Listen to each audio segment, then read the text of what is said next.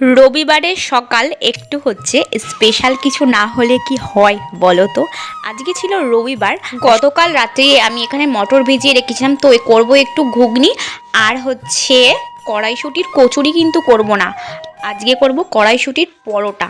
তো আমি first time করছি না, এর আগেও আমি ট্রাই করেছিলাম কড়াইশুঁটির পরোটা, সেম একই লাগে।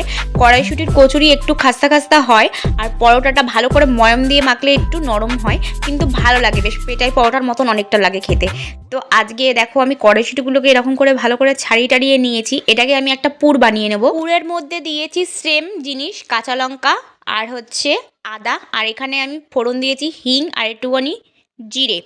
তো যা যা লাগে সেম একই, তো তোমরা দেখে থাকো।